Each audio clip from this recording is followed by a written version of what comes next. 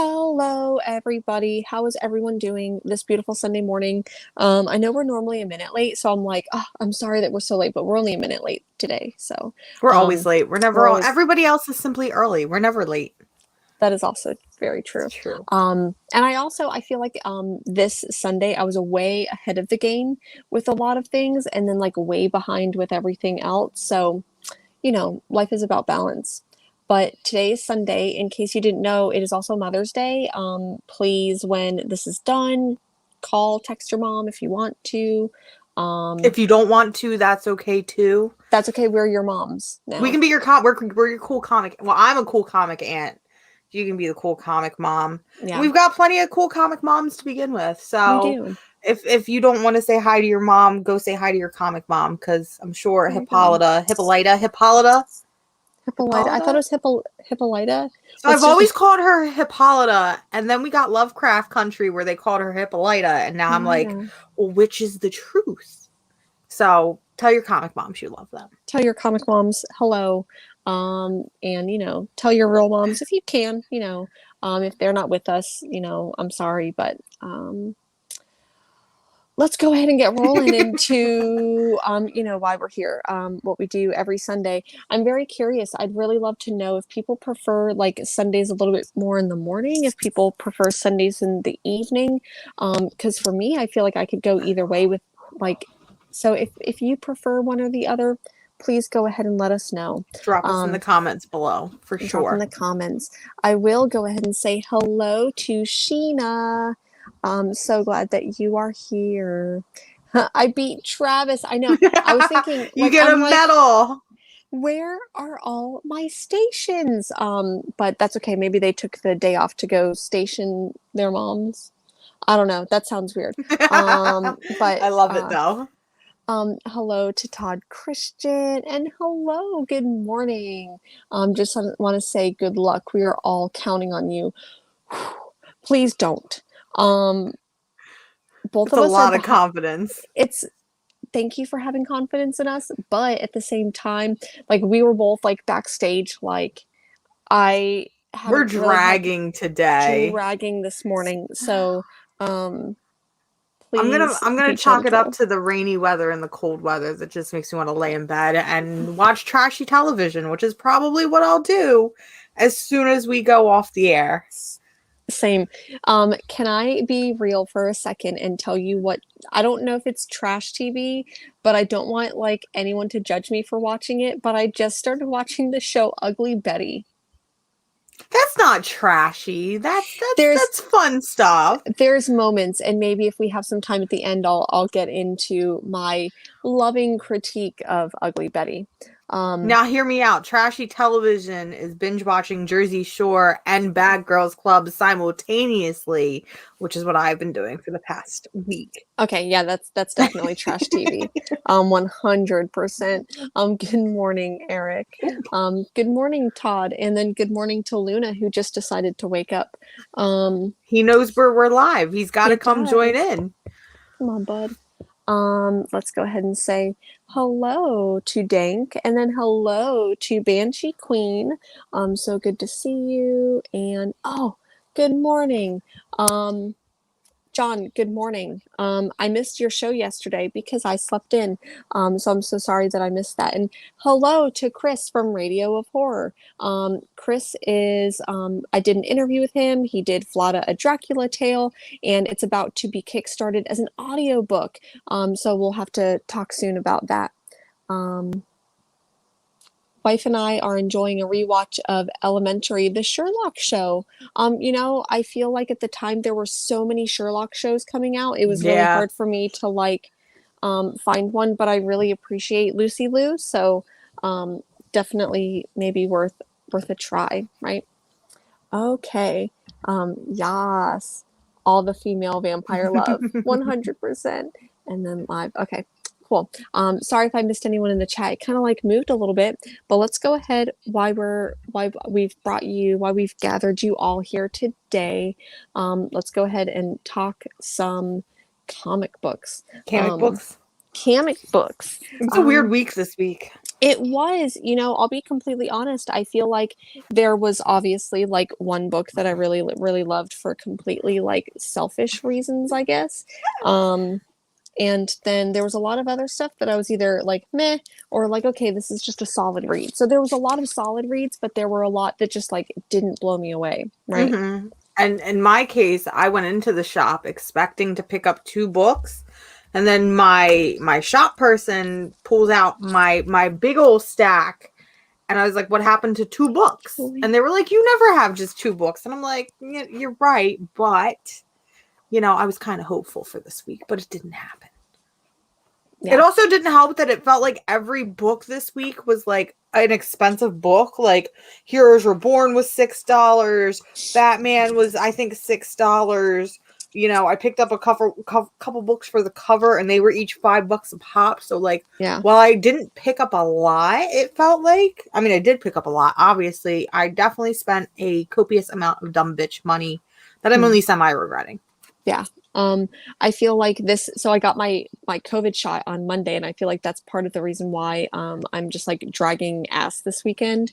And so I spent a lot less than normal at the shop because I only went to one, and I didn't get very many variant covers. This is probably one of the only variant covers that I ended up picking up, and it's the like fake Wonder Woman of fake Heroes Wonder Reborn. Woman, but I love her. Yeah. So you said that you did read this one. What did you think of Heroes Reborn? I hated it. I didn't like it. I wasn't even going to read it. And I was like laying in bed, and I was like, I feel like I don't have a lot of stuff to talk about this week. I was like, so let me not just buy this for the cover and actually read it. I don't know what the hell is going on. I know nothing about Squadron Supreme other than that they, I guess, are a group of like knockoff superheroes. So it feels like a lot of these characters are like DC comic ripoffs, and I'm sorry if I make the Marvel fans mad, but obviously we all know who this is trying to be right now. Like, don't lie to me. And like with a name like Power Princess, I'm only thing almost offended. I can only think of like when they say Power Princess, my mind immediately goes to Pillow Princess, and I'm like, oh no, I am just like, oh no, like who did this? I went so much more. I just went like wholesome. I'm like, oh, Power Princess, like that reminds me of Powerpuff Girls. So no, I went the opposite of wholesome.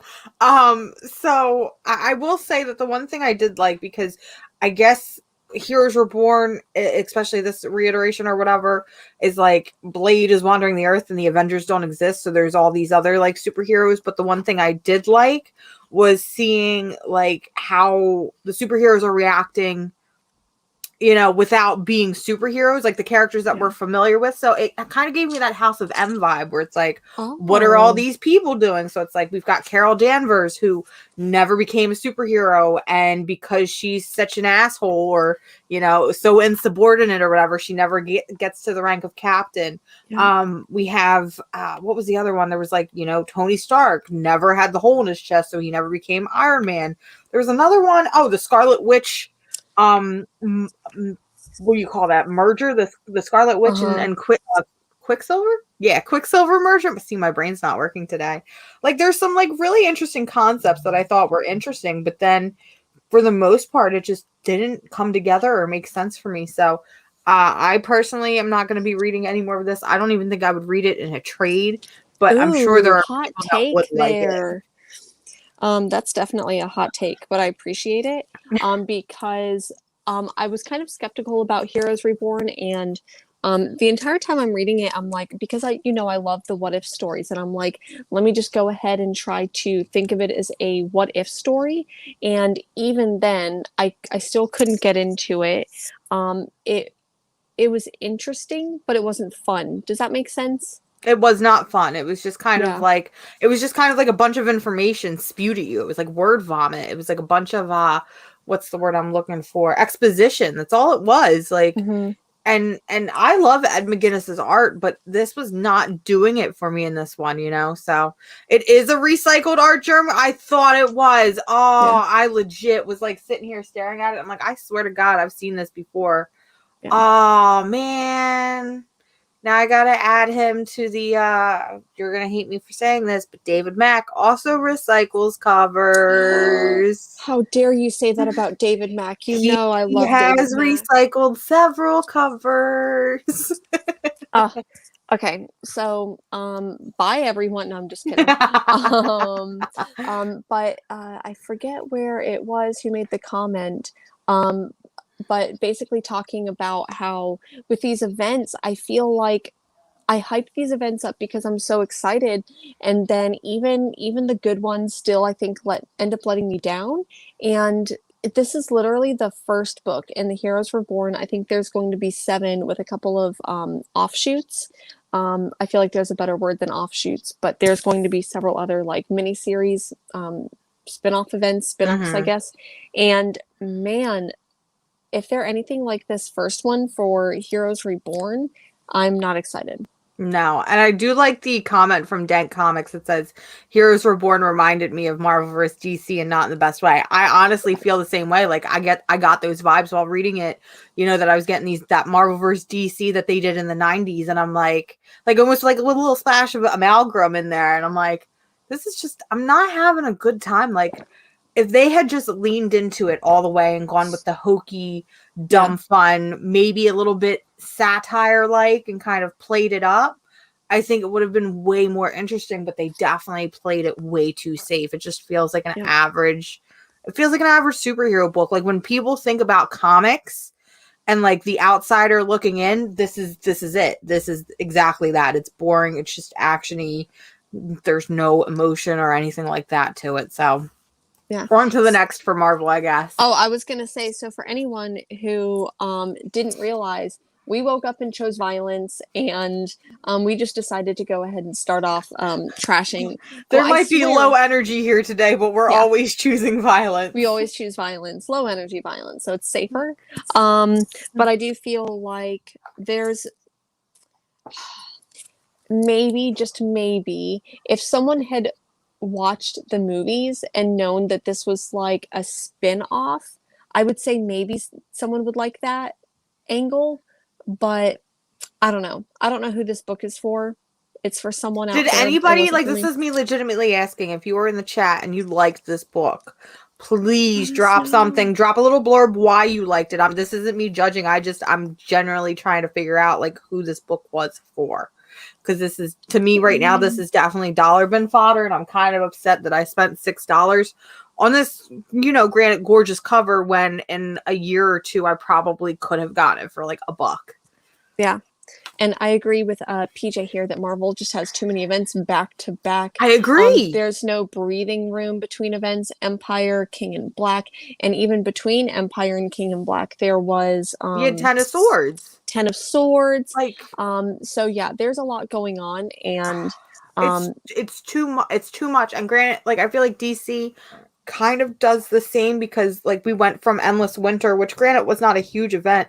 We went from Endless Winter right into Future State, but now it's like we don't have an event going on right now. Like DC's just kind of establishing and trickling a universe right now, which is great. But like Marvel, it's something I always looked at. It's like we went right from War of the Realms, and then we went into House and Powers of 10, which felt like an event in and of itself, if I'm being honest. Okay, it did. So House of 10, I mean, it was an event because it was, basically like a reboot.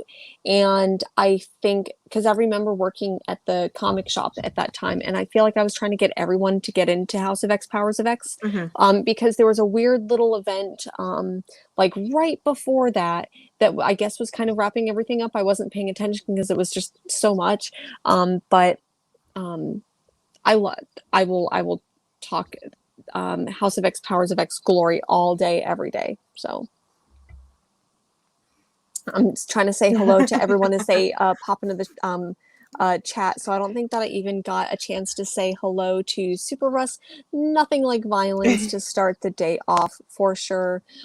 Top of the Pops, hello, and then aggressively relaxing, hello. Okay, wonderful. So what other book are we gonna violence today? Because I feel like it's a violent week, if I'm being quite honest. You know, one of the other books that I did read this week that I did enjoy, but I enjoyed it, and that was Marauders. I know, Okay. you're not reading all the X-Men stuff, and that's okay. I I read still love Marauders. I you. read that one. I actually Okay. like Marauders, but I'm reading that one by trade, Okay. so I'm getting there. I'll try not to spoil too much of this because it was such a good book, and this is like right before Hellfire Gala happens, and so this was Which really is just another event. So we've which is got another Heroes Reborn Marvel and the event. Hellfire Gala going on at the same time. Yeah. So I think that that's easier to do because like Heroes Reborn, technically, like it's not in like this continuity or whatever. But this book I thought was really delightful. There's a lot of charming moments where everyone's just recalling their favorite Storm story. So it was That's really cute. Mm-hmm. Definitely don't want to give a lot away, but I think this is kind of going to set the tone for Hellfire Gala, but honestly, I have no fucking clue because there were moments during the Ten of Swords with whatever Saturnine was pulling. I had no clue what the fuck was going on, so I'm just going to go into it knowing that I have no clue what's going on. So, but you said that you're reading that one on trade. I think that was one of the only other Marvel books that I picked up. So if we want to go to the other side of the aisle, we can definitely switch on over to DC. So I bought a lot of DC books this week, but I didn't read a lot of DC books this week because I know you do DC. Oh, I spent too much dumb bitch money because let's be honest, I bought all of these for the cover, every single one because like all right, listen, that's Babstar. I love Ultra Woman. It's just spicy. I know Babstar is a little problematic, but I'm still gonna buy all the covers she does because I'm problematic as well. I'm also falling for the Red X marketing ploy. Yeah. Like I am that dumb bitch, and they are going to continue to give him covers so that way I can be dumb and buy them. Do we know who it is yet? We're never gonna know at this point. Listen, we're gonna be 90, and we're still gonna be like, "Who's Red X?" So that's something for y'all to look forward to. Thanks everyone for coming to our 90-year anniversary. First news of the day: we still don't know who the fuck Red X is. We still don't know who the fuck Red X is. And then of course, I picked up Batman 108 because it's the first like full appearance of Miracle Molly. I don't know. I bought it for the cover. Yeah. But I did actually read this one because I was like, I kind of want to meet this Miracle Molly. And all right, so I have not been reading Batman consistently. I did just read the first trade of Tynion's run, their Dark Designs, and I kind of enjoyed it. But this, I felt very dropped in. Now, granted, I am dropping in at 108, so I'm like, okay, that's on me. But it was a very boring issue. This issue is filled with a lot of Miracle Molly, and I was very excited for her. But wait, hold on. Is this for real? No, it's not. There's no way. God, I was There's no way. What are we doing here, and why aren't we celebrating? There's no way. I guess you're talking about 90 Days. Sorry, go on with Miracle Molly. Squirrel brain, goldfish brain. So Miracle Molly, she shows up in this a lot. So like if you're wanting to read this for Miracle Molly, you won't be disappointed. However, I am disappointed because I see this girl and I see this like very chaotic energy, very high energy. I want to love her and be her best friend type person, and that wasn't it. And I know Tynion can write characters like that.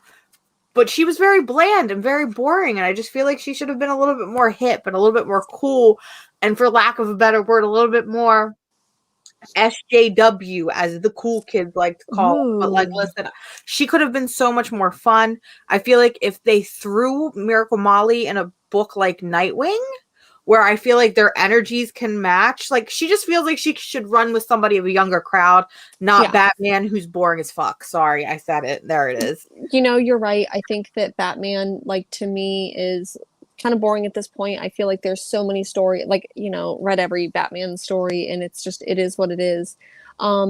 But what I will say is I loved this issue. So I feel like I completely disagree with you. I still love you, but I 100% disagree with all of the opinions about Miracle Molly. I feel like when we got Punchline in 2019, no, we got Punchline in 2020. I feel like it was just a sham. That was like not even trying to disguise itself as being marketing, and it was just like, hey, there's a punchline coming in and you're the joke and she's the punchline. Like, I heard that in every fucking comic, some type of variation of that line, and I'm like, man, I knew Miracle Molly was coming in. She looks like a cutie. I may be a little bit biased because you are Miracle Molly, because of the green hair and shaved head. Granted, this is not my dressing style, but anyways, I really liked this. I feel like this book I could breathe in, where the punchline book, it was like she's just there to be like a sexy sit-in for Harley Quinn. And so I feel like Miracle Molly is not that. I feel like Miracle Molly is a lot more nuanced as a character. And she reminded me a lot of Carly Morgenthau from Falcon and Winter Soldier. Like, we know that she's kind of a villain with the Unsanity Collective, but it's not overdone, you know. So I'm really enjoying it. This book 108, definitely the pacing was different than the previous books, because the previous books, I feel like there was a lot more action where there wasn't as much with this. There was no action in this book whatsoever. Yeah. Trying to look through all of the comments here. 108 was boring, but the new Neo Gotham world that's building, gorgeous. Yep. Okay. But the art germ cover is so cute. I have that one ordered, but I don't have it yet. So cute. You know, because I was totally slacking with books this week, I didn't read the Ghostmaker story in the back, so I'll have to catch up on that. Tynan's Batman has been improving as of late. However, his best book is Joker. I feel like I surprisingly really like Joker. I know that's weird, because when it got announced, we're like, why do we need another Joker book? Why? But why? Who? Why? Why? Miracle Molly is the opposite of Punchline in the best way. I agree. I think Punchline has some cutie patootie. Like, I like Punchline, but I don't know why I like Punchline. I like the way she aesthetic. looks. You like the aesthetic. I love the aesthetic, but I really like Miracle Molly as a character. So, let's see here. Miracle Molly represents the new youth coming in. Yep. Her interactions with Batman place him. Yep, 100%. And that's understandable, and I think that that's the idea of her, and I can see that that's where that's going to go, but in this issue alone, we did not see that whatsoever. Yeah. Like, I could legit see her calling him, like, doing some, like, futuristic hacking shit, because Batman claims he's the greatest at everything, and she just comes and totally schools his ass and calls him an old man. Like, I want that. I think that would be fun as shit. I want we didn't get that call yet. him a boomer. Can we get Miracle Molly to call that, like, shut up, boomer? I want that. I want that. Okay, I'm manifesting. I'm manifesting. I need it. I know you're watching the show because I know you're a fan. So if you can just, like, give me a subtle okay boomer. Just give me a subtle okay boomer from Miracle Molly, please and thank you. Thank you for watching the show, James Tynan. Yeah, no, I need that now. So we're still in DC. I know that there was another book that and there she is. She had it ready, y'all. I didn't even have to say anything. It was just ready to go. I feel like this is what Jen has been waiting to talk about all week, so I'm going to let her take the floor and talk for 20 minutes about Swamp Thing. Most of the people that I'm seeing in the chat are 100%, 100%. You know I love Swamp Thing. Like, this is not a secret. Like, you know that I love Swamp Thing. You know that I love Ram V. But man, this book, it's getting so good. Basically what's going on in this story is that Levi, I can't recall their last name, but Levi is basically having these, like, flashbacks and trying to figure out what's going on. So he goes to get, like, an MRI. He goes to get an MRI, and then like, goes into the green, and then the doctor who is helping him gets also sucked into the green, and he calls out for her. So basically Swamp Thing calls out my name because he loves me, and I love Swamp Thing so much. Wait, really? Yeah, he calls out Jennifer. Okay, so it's official. I'm gonna get this blown up, matted, and framed for you, and it's gonna be a present. That is fantastic. Holy shit. Why am I so happy? I'm so happy for you. This makes me I love this so much. So yeah, Swamp Thing and I love each other, and we'll be announcing our marriage soon. I'm just kidding. Marriage, I don't believe in marriage, but that's a whole nother story. Anyways, I love this. We get introduced to so many interesting characters. There's like not only do we get some new characters like the Wodenos. If anyone knows anything about that and can explain it to me, please let a girl know. But we get to see the Wodenos. We get to see Ivy, no poison, in the green, who's like queen of the green. And then we also get to see a Mr. Alec Holland show up. So if you're familiar with any of the like Swamp Thing lore, mythology, anything like that, if you're not already picking this up, please pick it up. I will when it comes to trade, I promise. Okay. There's a couple other people who joined the chat. I want to say hello to Fable. I didn't see you earlier, so station friend, and then Copy 801. Good morning. How are you doing today? Please, I hope that I am not forgetting anyone. Okay, so those were the only DC books that I got and read. For anyone who doesn't know, I didn't read like half my stack. If it's not bagged and boarded, I haven't read it yet. So I don't think there was anything else DC that I got this week. I don't think there was a lot of DC that came out, if I'm being honest with you. It felt like I said, we keep saying it felt like a very weird week, but it was in fact a very weird week. It was a big week. I mean, not like a big week, because normally I'm used to getting like 10 different variant covers. So it was technically a light week, but I still didn't do as much reading as I normally do. So Green Lantern 2, I don't think that I picked up Green Lantern 1 and then didn't pick up 2 that came out this last week, and I feel like I should be reading it, but I'm not a huge Green Lantern fan. It'll definitely be a trade read, I think. I think that'll be an interesting one in trade. So we're done with the big 2. I think it's time to give the people what they want, because I feel like the people are really here. I feel like this is something that we've talked about since like the beginning of our show.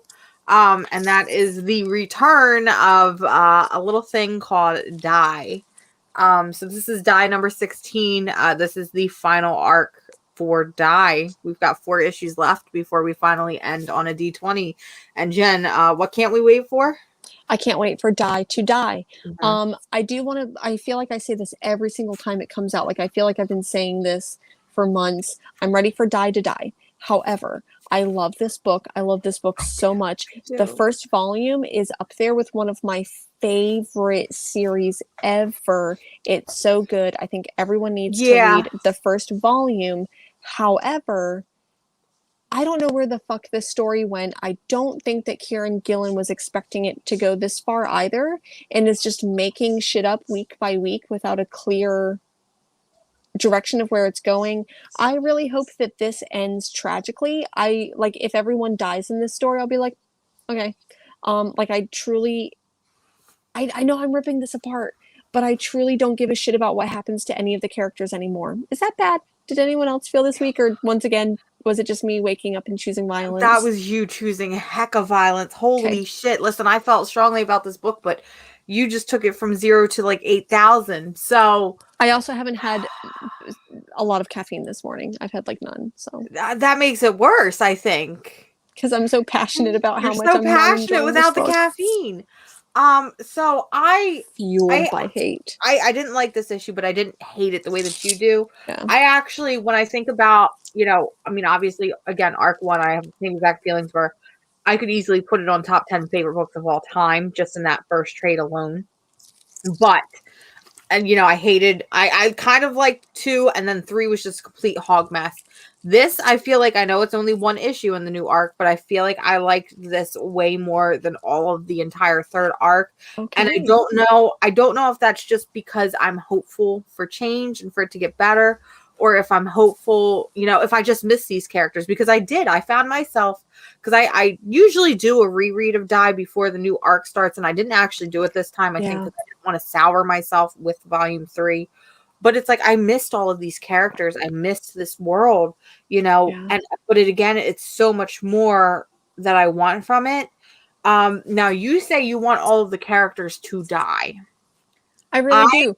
I'm mad at it at this point. I am okay with that, but there is one thing that I want from this series, and if I don't get it, I think I'm going to be really, really upset. So I feel like, and correct me if I'm wrong, I feel like this entire series from the get-go has been queer coding Soul and Ash. And hear me out, if I don't get some profession of romantic relations between these two characters by the end of it, I might have to scream outside of Kieran Gillian's house and be like, what the fuck?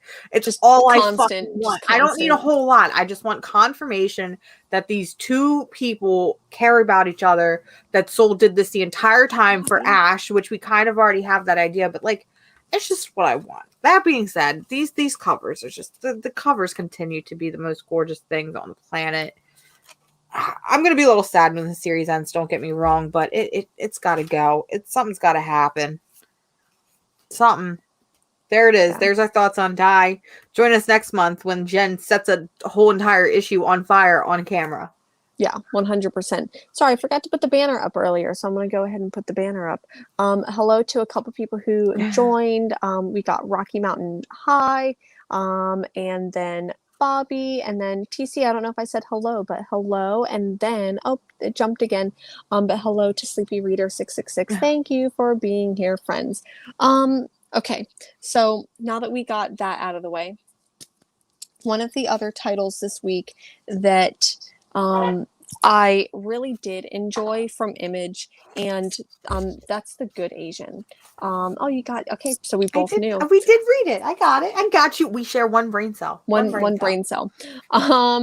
So this one, The Good Asian, I feel like I've read about it. I think that I got like a little like preview of it from one of the Kat Salazar emails. And I knew exactly what this was going to be. I knew that it was going to hit, and it honestly did all of those. It was deep. It's very nuanced. For those of, I know I'm being vague, but so basically the premise is that The Good Asian is about this detective in San Francisco, right?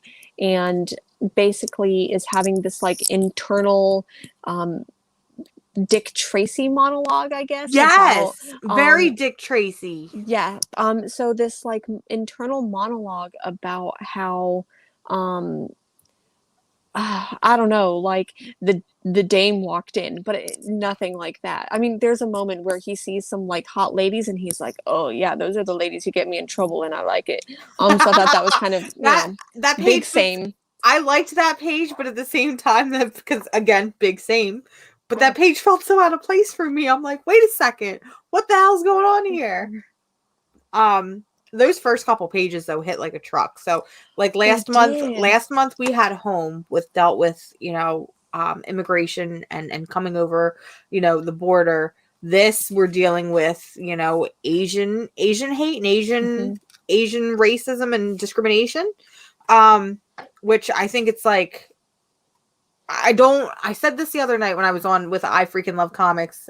I don't want to like congratulate a publisher for publishing stories like this, because you should be publishing stories like this, but I'm also thankful that they did, and that they did it back to back. So it's like, yeah, I'm giving you a pat on the back, but it's like, you should have been doing this either way, whether I'm giving you the pat or not. So it's like a weird double-edged sword on that. But like I am very proud and thankful that Image is publishing stories like this and so close together with everything going on right now.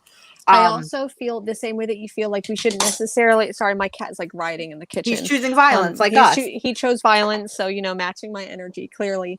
But with this book, and I said this about Home, is that I like the story, and I don't know why I like the story, because it's so like heartbreaking and it tackles some really big issues. And but I like it, and it's hard to like. Yeah. And this but is easy. done. It's This smooth. is done by. I can't. Do you want to try pronouncing his name because I can't. I can't. Are you talking about okay, so I'm probably gonna butcher this. I deeply apologize. But Pornsek pitches Shodi. Okay, that sounds way better than what I was gonna say. And the reason why is because I did a like top 10 horror from the last 10 years, and the book that he did, Infidel, is 100% Yes. on that list of one of my favorite top 10 horror books. And that's another book that deals with discrimination and with racism. So to see him kind of coming through again, you know, some people would take it as, okay, you're doing the same trick twice, but you're not. You know, Yeah. you're bringing a very real issue to the forefront and telling it in a totally different light. Whereas Infidel was a horror story and probably one of the best horror stories I've ever experienced, movie, comic, TV, or otherwise. Good Asian is a crime noir story. So I feel like if you are a fan of like these Ed Brubaker stories, I personally am not, but if like you're a fan of these Ed Brubaker, Dick Tracy stories, this is like a no-brainer pickup. And I will say I enjoyed the first half of the book way more than I enjoyed the last half. Okay. That first half of the book, you know, when he's dealing with the child in the detained camp or the detainee camp, and then that first case that they're solving, for lack of a better word, that first case where he's busting the drug user, and you know he's having this conversation with the son where he's like, look, your dad would have let you and your mom go down for him. And I also really like too when he's solving cases how it'll like zero in on stuff. Like it feels like a very what Batman should be doing when Batman is solving cases. I'm sorry, this is just me ripping Batman the entire time, choosing violence, but like for it being a crime thriller, it does have very like nuanced moments and a style that it follows that make it more than just, you know, your average crime story, which it already is because it's tackling ideas of racism and violence. But I won't pick up the single issues, but I definitely will pick it up by trade because I feel like Infidel was very similar, where if I had read that one by single issues, I wouldn't have loved it as much. But reading it all in one sitting, it was like I was dragged in. So yes, I saw a couple people in the chat saying I'm picking up Infidel, or if you haven't picked it up, do it, because 100%. I sat on that book for way too long and totally regretted, you know, all the time I missed out on it. Yeah. One thing that I do feel that I really liked this parallel, maybe it's not parallels, but in the beginning of The Good Asian, like literally within the first couple pages, it gives you like a rundown of all of the, like basically like a racist history of the United States. Yes. And so it basically says, okay, in the like, granted, it's much longer than this, but in like 1830, you know, this act was enabled where basically racism was legalized. And then one of the things, because it's on the other page, it's like juxtaposed, but there's someone who is reading a newspaper that's talking about, the headline is something along the lines of Germany instituting draft for the Hitler Youth. Yeah. And then on the other page, it's basically talking about how the US is instituting all of these laws, like very anti-Asian laws into effect that harmed so many people. And one of the facts that was one of the facts that I learned recently that came to mind was that Anne Frank, who we all heard her story in elementary school. Her and her family actually applied for immigration here to the U.S., but was denied. Really? So, and let me think. Her, is it Barbara Walters and Martin Luther King would be the same age. They were all born within the same year. Martin Luther King Jr., I believe, they would all be the same age. So, like, when you think about that, and I don't know, like, that's one of the facts that I always think about, is that, like, if Anne Frank was able to immigrate over here to the U.S., like, granted, that wouldn't have stopped Nazis, but I don't know. So she might still be here. She might still be here. So that was just one of the things that I was thinking about while reading The Good Asian, is this parallel between how we see what Hitler and what Germany ultimately did in their country, and then how we were doing similar things at the same time. I could probably talk about this a lot more, but it's fascinating. Yeah. So anyways, The Good Asian. It was Pretty good. Pick it I up. liked it. Picked it up. Once again, kind of heartbreaking, but very interesting. And I'll be keeping up with the single issues. So, did you have any other books for Image? Because those were the only other two that I had. The other one for Image, all of these are other ones. I did pick up, I'll go ahead and just show the ones that I picked up but have not read. So maybe I get an A for effort for some credit. But I did pick up Bliss because you know that this is one of my favorites. I thought number 6 was the penultimate. It turns out number 7 is the penultimate for Bliss. This story fucking rips my guts out. I'm so excited to read that when it finally comes to trade. It's so excited. So good. It's so good and it's so heartbreaking, and it's really getting into like these of course the whole book is like with family dynamics and like what would you do for your kids, and even if it's morally gray, and so I just really like that, and it blends it with like a really interesting like sci-fi story, which like I love sci-fi. So that Bliss was the only other thing that I picked up from Image, I think. Yeah, that was it for Image. That was it for Image. Okay. Yeah, it was a small week for Image. I know, is it next week I think we get Made in Korea, which I'm pretty excited about because I have that sitting in my I should read an early solicit and talk about it before it comes out, but didn't have time. But I don't think that I don't see it here on my list for next week, but okay. I know it comes out this month for sure, but that's a book that I'm really excited. And with The Good Asian, I feel like those books kind of might, stack together. So I'm excited to see how that one turns out. Yeah, for sure. I know we'll go over what's coming out next week in a little bit. As for some of the other publishers, do you want to go into, let's talk about this one. Okay. I want you really quick, take as much time as you want or need. Talk about how much you like it. I'm going to take care of my cat and grab some caffeine. So I'll be right back, folks. So this is Beckstar from Mad Cave Studios, and I got a chance to read this like 2 months ago, so it feels weird that it's finally coming out now for everybody to read. I really like this book. So Beckstar follows the story of just like your normal like space bounty hunter crew. And, they're off doing things and saving stuff. And I don't remember all the little details, but it's okay. You can still have a comic without remembering every little thing. I think that this is just a really fun girl gang inspired, like Cowboy Bebop type story. So if you're a fan of like Cowboy Bebop and maybe with a dash of Lupin the Third, this might be a book that you really enjoy. Mad Cave Studios, we talk about it every week on the show, how much we love them as a publisher. And the way that Stargazer was my favorite title that they published in 2020. I think Beckstar is going to be my favorite that they published in 2021. I know you have varying opinions on how you felt about Beckstar. Wow. That break my heart. So I'm not going to lie, I missed a lot of what you just said about Beckstar, and I apologize for that. But I will be very honest. Like, I love Mad Cave a lot. A lot. But I just couldn't get into Beckstar. I feel like maybe it was just the pacing from, and maybe this is me, and maybe I'll just go ahead and be completely honest and transparent. I didn't finish it. So maybe I need to go in and finish the book before I absolutely like rip it to shreds. Granted, I don't know.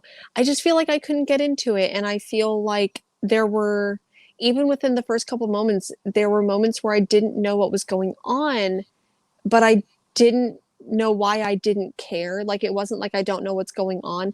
This is definitely like, I'm saying all that with a lot of love because I love your opinion and I love Mad Cave and I really want to like this book. So I'm definitely going to go in for a second read, probably after the show. So I promise I'm going to try to do my homework and actually finish this book. But it's okay too, because not every book is for everybody, and that's all right.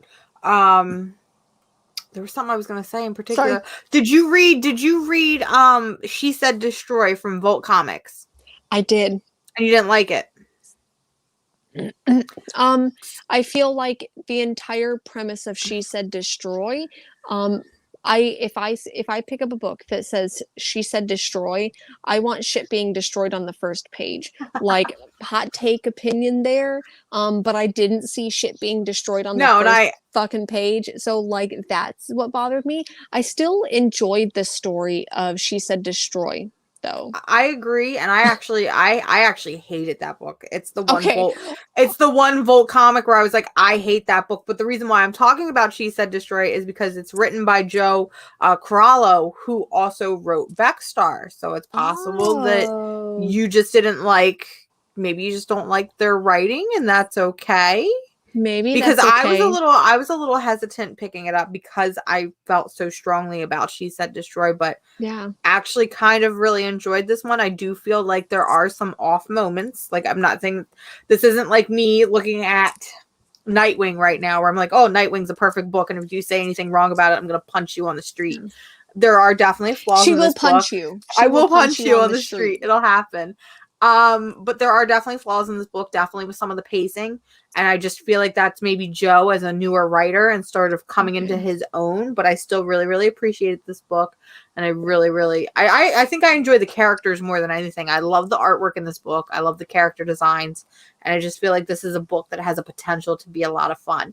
Also, Sheena said she's going to help me punch people. So now we've got a punchy squad for Nightwing. Punchy squad.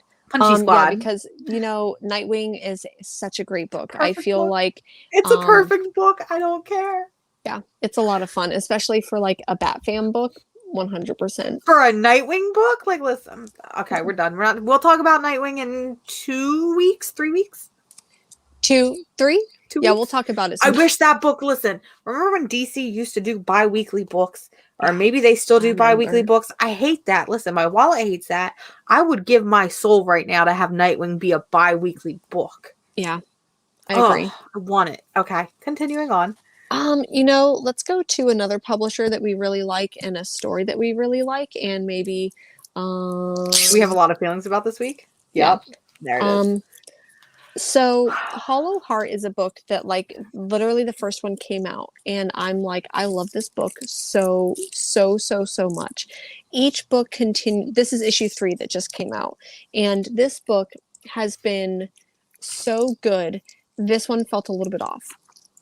This one issue felt 3 very, very off. I like how each of the issues does like a little like backstory. So the first story that they're telling while telling the story within a story that sets the theme of the rest of the book. Yes. So like the first one is, because for anyone who hasn't watched, Hollow Heart is basically like a queer monster Frankenstein monster romance.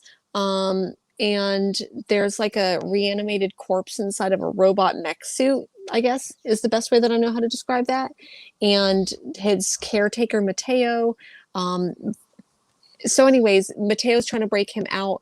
And like each one of the stories, so like issue 1, I guess it's Mateo who's narrating, but is basically saying like, there's a story of a kid who had a goldfish and the goldfish died and the mom replaced the goldfish, and then I forget what happened last issue 2 was the lady who played the piano for a church group.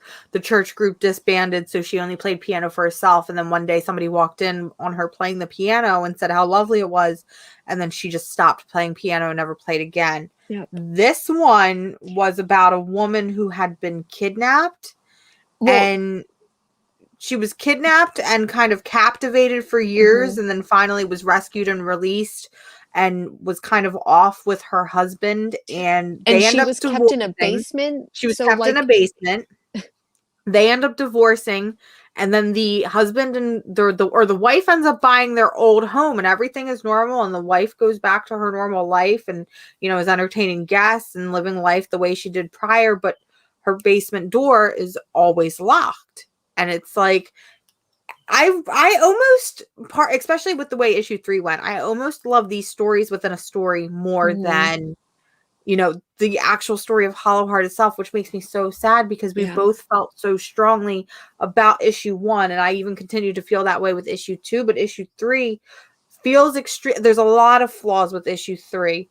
The first major one is that it feels completely rushed. So in this one, the the whole story of Hollowheart is about this escape and getting Elle out and being able to live his life and maybe a romance blossoming between him and Mateo. I hope so. But this one, we're in issue 3, and at this point, Elle has already escaped. And I'm like, okay, this is only about a 5 or 6 issue series. So what are we going to do with the remaining issues we have if this is a book about escape and we're already escaping not even halfway through the series? Not only that, we were talking about this backstage, and I feel like a lot of the complaint people have with Hollowheart, is the art. And we were always here like, oh no, it's fine, it's great. It's fine. It's stylistic, it's different, it's got a tone to it. Issue 3 in particular feels extremely, I did not like the art. You had explained it as muddy, and I feel like that is a perfect description of how Hollowheart 3 is, because not only is the artwork very rushed, but the colors, I think, is where it starts to get weird. The colors didn't even like break up the muddiness or anything, right? So sorry. I'm gonna do this really quick because it's Mother's Day, and I'm not a mom, but I'm a cat mom. I'm gonna bring up my baby boy for a second. Oh, come on. Oh, big boy. I don't know if any of you realize how big of a boy this is, but he's the biggest boy, y'all. So he's just gonna co-host. He didn't like Hollowheart either. I didn't like Hollowheart. But Ace is telling us that they have read up to issue 5 and that it's going to go back to being good. So I'm not dropping Hollowheart. I'm still enthusiastic about Hollowheart. And if there's a dip, it's not fine, but I'll accept it. Yeah. And hopefully it will come back on top. Because listen, y'all, I already claimed this as one of my favorite books of 2021. It has to continue to be one of my favorite books of 2021. It has to live up to that. It has to live up to it. I have already spoken it into existence on camera. It has to stay. It has to stand. So I'm hopeful. I feel like a lot of books do end up doing that, where they end up like doing like the issue 2, issue 3, like they have just that arc. Like that's just naturally going to happen because they have to make the first issue so explosive. And so I can definitely see, I feel bad now because, not bad, but for everyone who was like, I didn't enjoy the artwork, and I'm like, no, just keep doing it. The story's great. Yeah, this isn't us telling you not to read Hollowheart. Like, this is just us being honest, but we still think that you should definitely be reading this so book. You can definitely trust our opinion, because we're not saying we love everything each week. No one makes commission off of our shitty opinions. Maybe someone does. I don't know. If you make commission off of our shitty opinions, let me know. Let me know. Okay, buddy. Oh. And there he goes. Just like that, he disappeared. Yeah. So there was a new title from Boom this week. Oh God, there she goes, y'all. All right, so I'll let you talk about it because I got some feelings about it that you might not agree with. So here you go, Jen. Go ahead and talk about Eve from Boom Studios. And she's gone. Look, I upset her so much, she just disappeared from the face of the earth. So, all right, Jen, it's all you. Start us off. Okay, so here's what I do want to preface this with is I really, really did enjoy Eve. I'm looking for another book up here. Boom. I don't see it there. She's got too many books, y'all. I have so many books, and I just really don't want to reach for it. But Victor Laval, the writer for this story for Eve, did another book with Boom in 2019 called Destroyer. Oh, wait, this is the same person? This is the same person who did Destroyer. So for any of you who haven't heard me talk about Victor Laval's Destroyer, it's basically this science fiction story. There's this young child, this young black child and his family. The young child is murdered by police violence, and he's basically the last in the Frankenstein line. So his mother, who is a scientist, ends up reanimating his corpse and using him for like justice. But what does that justice mean if it ends up turning evil, and if you use the same means that you were violently destroyed by? So anyways, Victor Laval's Charles Destroyer was really good. So I went into Eve with that same perspective. This story here is a lot cuter than that. It's not as heavy as Destroyer was. And I feel like I like this better for that very reason. Can I give some hot opinions now? Really, so anyways, okay, go ahead. Talk about it more. Because I know I just gave away the premise of Destroyer, but with Eve, so Eve is a completely different story. It's a post-apocalyptic story, and like we see Eve and her dad sitting and having lunch or dinner or something, and then he's like, okay, I gotta get you ready for this, and then puts her in a cryo chamber, and then she wakes up and he's not around, and there's just this reanimated teddy bear that's talking to her. I love the teddy bear. And it's really cute. There's a lot of really funny moments. So anyways, they end up they've got to go somewhere, I guess.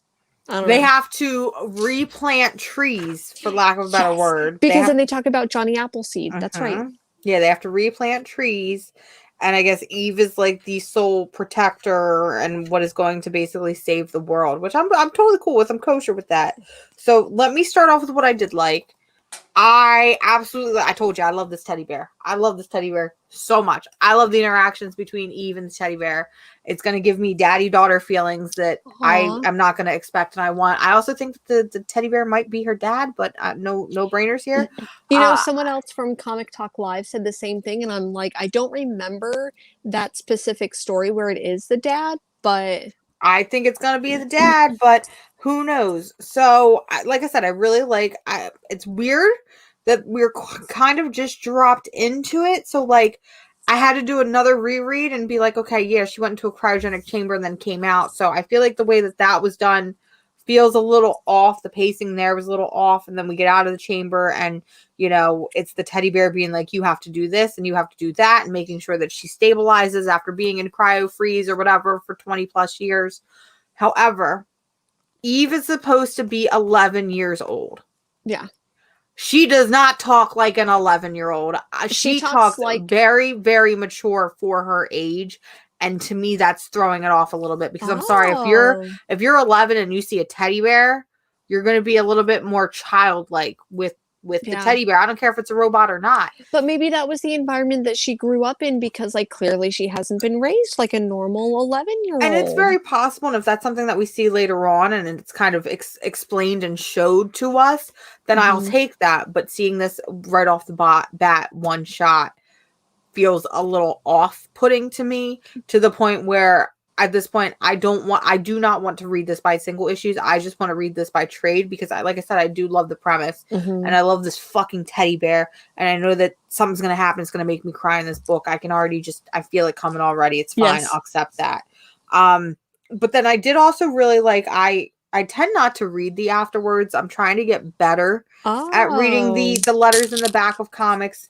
And the way that, you know, you say Destroyer dealt with, you know, violence on black people and, you know, crime and things like that.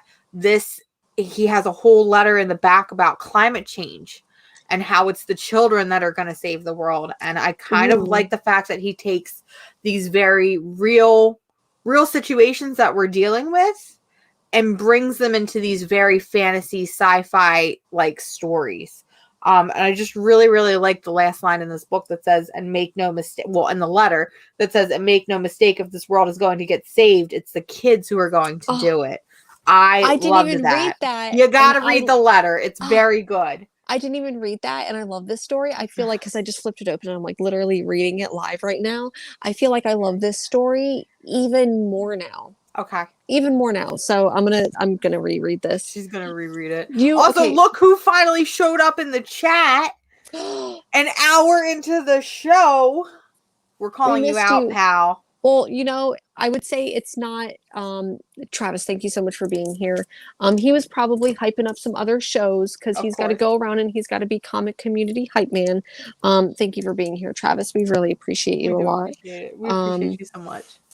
But one of the things that I really enjoyed about Eve, and I know this is so silly because I thought the artwork was great, right? The paper quality, like it's not like shiny reflective paper. So part of me is even like thinking about that climate change, like, is this on recycle? I mean, I know that mostly Diamond, or like most of the publishers do use certified paper, from like non old growth forest or something like that. So Victor Laval, please, because once again, just like James Tynan, I know that you watch the show. Let us know if this is on recycled paper. It might be. It might be. Let's see here. Dank. I tell people the world will be a better place, but I have to die first. Because younger people are gonna save the world 100%. Sometimes I scroll through TikTok and I'm like, these kids are crazy. TikTok, like, these kids are doing their little like TikTok dances and stuff like that. I feel like people are like, okay, boomer to me. But I feel like there's kids on there that are doing like TikTok dances, but then there's kids on there that are literally doing like, we're going to go ahead and like break down the Communist Manifesto. Like these kids these days are smart. Nuts. So anyways, I highly recommend, if you haven't read it, haven't heard me talk about it, Victor Laval's Destroyer is great. If you picked up Eve and you liked it, I would also pick up Destroyer. What if they were set in the same universe? Ooh. The Victor Laval verse. The Laval verse, the Laverse. Victorverse. Ooh. So anyways, please pick up Destroyer and please help kids save the earth and pick up Eve. Do you have any other books that you read this week? No other books that I read this week. I did pick up a graphic novel this week. And that is Bad Summer, published by our good old friends at Behemoth Comics. So I'm a little nervous about this one because, Behemoth has not had a great track record with a little book you called You Promised Me Darkness. But this is an original graphic novel. I've actually had this pre-ordered for a while now, and I believe it was supposed to originally come out in like February, March, and then I just thought that the book was never going to come out, and then it showed up this week. But Bad Summer is supposed to be about, I guess, a couple that, there's a devastating heat wave in Los Angeles, and they are literally trapped in their apartment. So it's kind of got like that psychological post-apocalyptic horror vibe that I really, really like.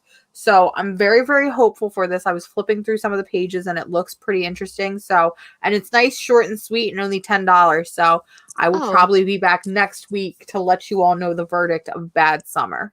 I feel like with Behemoth Comics, I always think of Behemoth the band, which I love Behemoth the band. But I feel like with Behemoth Comics, once again, very hit or miss. I really enjoyed A Girl Walks Home Alone. A Girl Walks Home Alone at Night. I don't know if I liked it because Necromorphous was pretty good too. Read that one, but a couple weeks ago we read You Promised Me Darkness, and that book just murdered my little brain. I did not enjoy it whatsoever. But I feel like the same way that Behemoth is doing, because they're doing $9.99 comics, right? Like the first trade, or it's a graphic novel, so it's not really the first, it's just like the graphic novel. So they're doing $9.99 books, and A Girl Walks Home Alone at Night was 2 or 3 issues, and 3 issues, and they were all put together in just one for $9.99. I feel like when it comes to Behemoth Comics, I'm still probably going to pick up the first issue, but I may wait a lot on the trade, because for $10, like, you can't go wrong with that. Yep. Yeah, whatsoever. One of the last books I did, like I said, pick up a lot of other books, but the last book that I actually read, it's kind of cheating because I read it a couple weeks ago. That came out this week. It actually came out. My shop didn't have any, and I'm mad. I am so mad. It's fine. So freaking good. And I know, so a couple weeks ago, this book came out from Dark Horse, and I'm trying to see if it's this is issue 1, but issue 1 came out a couple weeks ago, but there was a serious printing error where issue 2, the like 12th page from issue 2 was in the first issue, so they had to like reprint them. And I read it already. Man, this is so good. Basically a alcoholic young girl who's just partying all the time has to learn how to be a responsible adult, whatever the fuck that means, and battle kaijus. Sounds like a fun time. It's very good. It's a very good time. So I'm really sad that you didn't get it, but I will take a look at my shop and see if they have extra copies, because I've got a full box of stuff that I'm sending.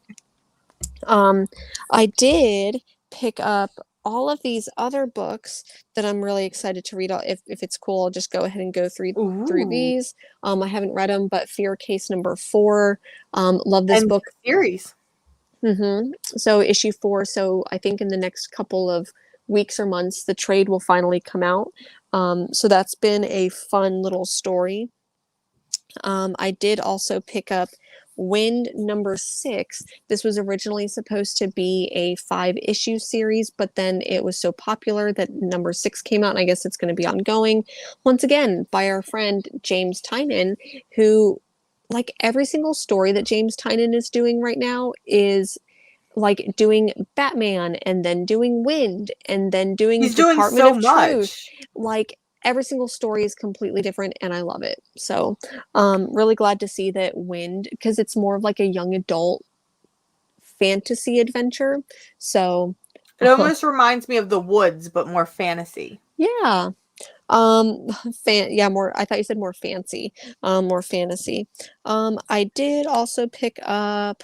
I don't know why I picked this up, other than I'm sure there's going to be some speculation, so might as well just pick it up now. Star Wars Bounty Hunters. Even though, sorry, hot take, I don't love all the Star Wars movies. I'm a Star Trek gal, but I do like a lot of the Star Wars. I like the Star Wars comics better than I like Star Trek comics. So, did pick that up. This kind of dropped off for me. I don't know if Chris is still in the chat from Radio of Horror, but I haven't been. This is usually at the end of my pile, and then I forget to read it. But Vampire the Masquerade has been kind of fun. I don't know if I'll read it this week. The last issue? No. Issue 3 of Dead Dog's Bite. It's going to be a 4-issue series. Yep, pick that one up as well. So hopefully I'll get to read that. I did pick up Marvel X-Men versus Man-Thing. I meant to pick up the other cover that had magic on it, but womp womp. Womp womp. Womp womp. And then what else did I pick up? I also got this Thanos quest. So I'm kind of curious to see what happens there. I don't know if it's just going to be like a reprint of it just looks like reprints of stuff. So we'll see there. But we love a good simp daddy Thanos. So. I do appreciate Thanos's love for death, if nothing else. Fun fact, Thanos, is it Thanos Quest? I don't know. Tell me in the comments, real comic book fans, because I'm apparently not a real comic book fan.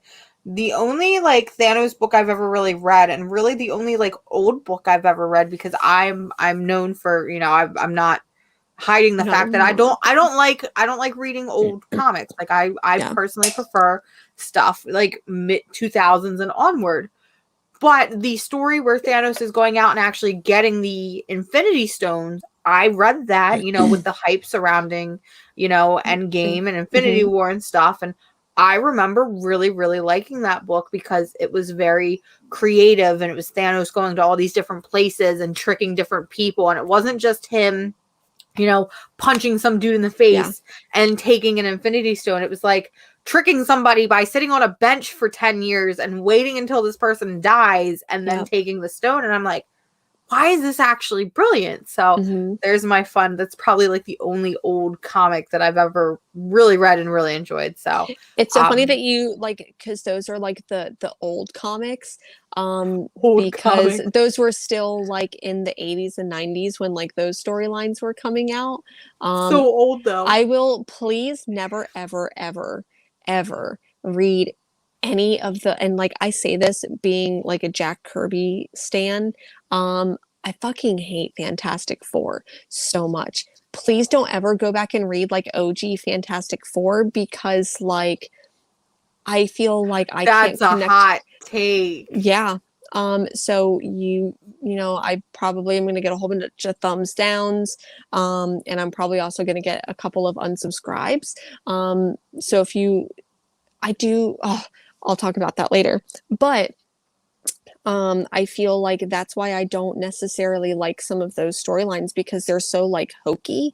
Now so much of the other, like of course like I'm an X-Men stan, of course, like Of course. I really love and even though I don't really love Fantastic Four, I still actually really like Silver Surfer and like those Galactus stories because they're weird and cosmic and spacey, but so much of the Fantastic Four I just didn't like. So hot take there. Sorry if I broke anyone's heart.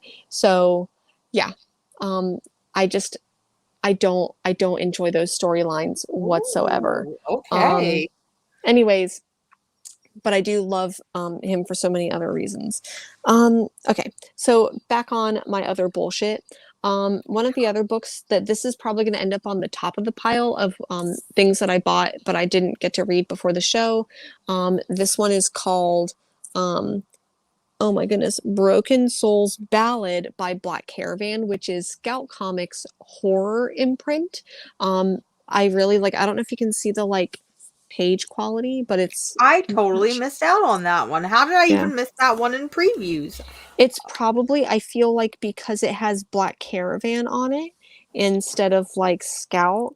I don't know if this is going to be a spoiler page, but like I just really am digging the like colors in this a lot because they're bright, shiny, pretty colors.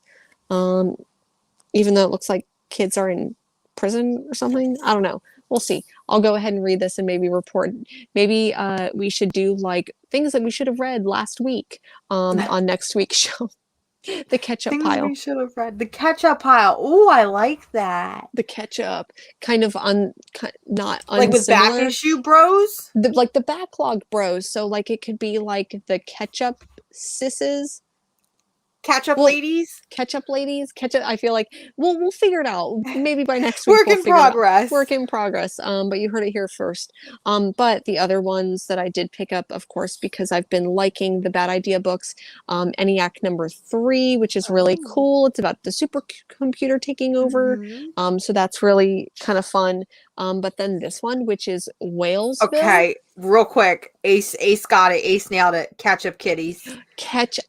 Ace just nailed it. Ace, you get a round of applause and stars and everything else. Especially, I appreciate that because it's like gender inclusive. So ketchup kittens, 100%. Yes, ketchup kittens. Catch us next week on Sunday. If we get through the books we need to catch up on and next week's books.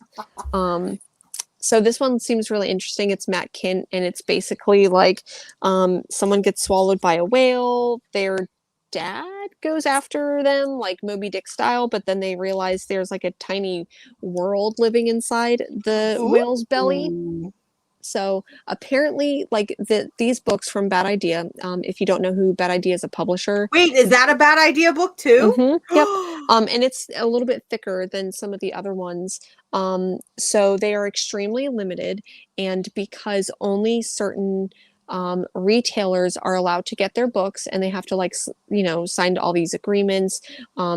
Only one copy per customer per store. They can't sell them on eBay. They can't sell them on eBay more than cover price. So a lot of these books are very like exclusive. I think that this book is already like $70 on eBay. So I'm just here to read my comics, folks. Maybe one day I'll sell a whole bunch and make some money, but for the time being, I'm just going to read them. So those were all of the, I'm trying to like look here. Those were all of the single issues with the exception of I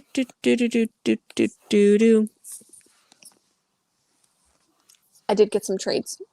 Oh, she always gets trades. I'm here trying to work through my little library stack with more on the way, and this girl just keeps buying trades. What did you get this week? This one was not one that came out this week. It came out before, but it's called When Stars Are Scattered. It looked like a really cool book, so I'm like, I'm gonna go ahead and pick that up. And it's I think that it's featured for more like children. So even though I end up with like a huge pile, I think that one should be a quick and easy read. I also picked up Embodied, which is an intersectional feminist comics poetry anthology. Ooh. And so you know how I love anthologies a lot. It is not a smut peddler book. That was literally like the first thing that I asked. I'm like, is it a smut peddler book? That looks like, I can't tell if that's Jen Hickman or Emily Pearson. Let's see here. Neither. It's Sarah Woolley. So anyways, it looks really cool. Feminism poetry comics done. I also picked up this graphic biography of Hokusai. So one of my favorite images ever, because I love octopuses, is Dream of a Fisherman's Wife, where the octopus is basically like between the girl's legs. So that's one of my favorite, for reasons. So he did that one, and he did the very famous. Okay.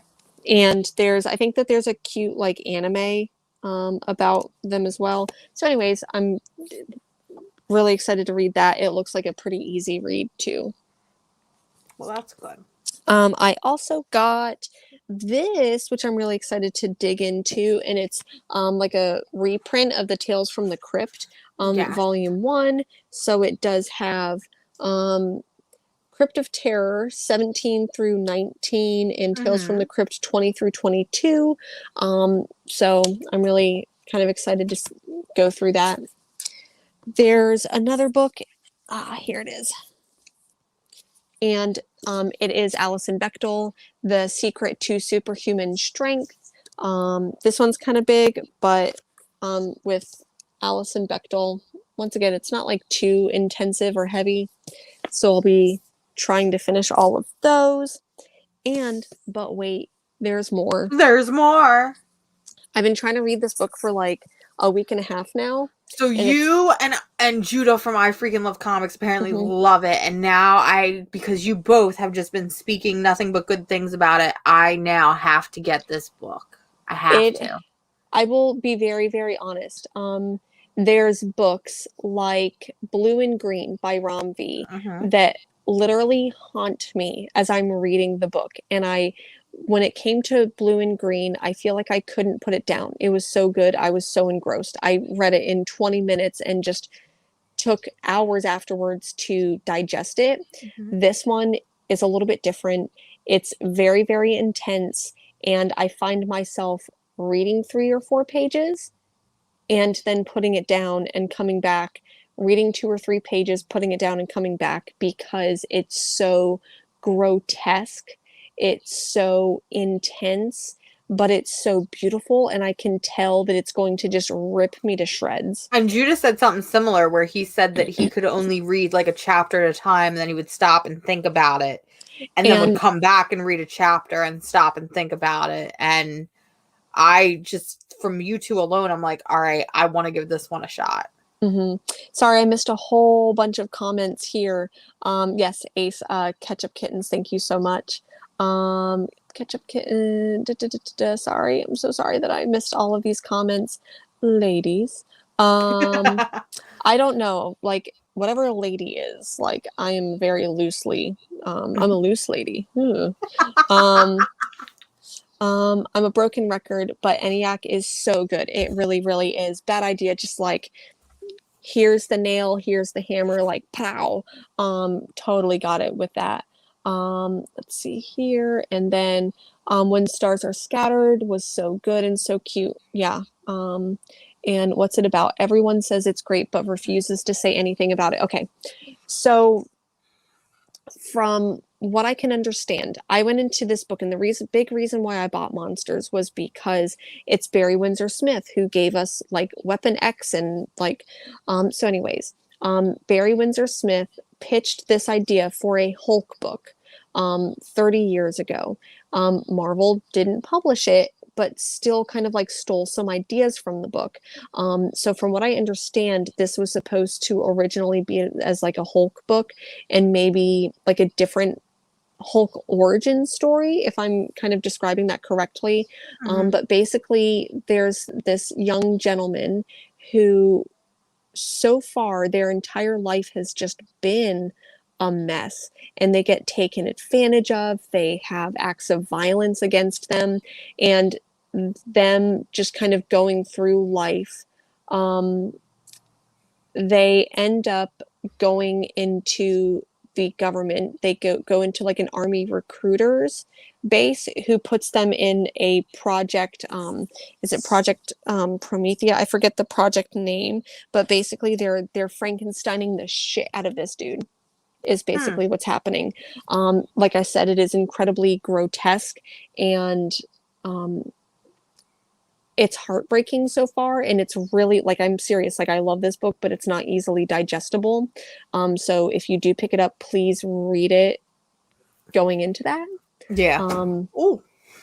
So anyways, hello to Rod. So anyways, this book is really, really good. It's really intense. I do just have to say something really quick. So one of the reasons why I'm not on Twitter is because like something dumb will be said on Twitter, and then you'll just get like ripped apart by people on Twitter. And I feel like people just say the dumbest shit on Twitter. And maybe that's why I'm not on there as much, because I know I'd say some dumb shit. But there's a lot of stuff that came out with like J. Scott Campbell saying some dumb shit this week.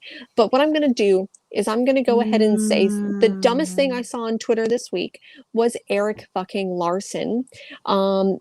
Said something about this book like, oh, monsters. Hey, Barry Windsor-Smith, this book, it's a big one. It clocks in at 380 something pages, but it took you like 16 years to do it.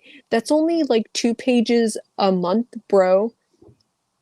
And I'm just like, Eric Larson, can you just shut the fuck up about Barry Windsor-Smith? Like, that's fucked up. Yeah, you can't go saying shit. Yeah. And it was something everybody works at their own pace, and especially on a creative own thing, like that's something where obviously he's got a lot of time and a lot of history with this book.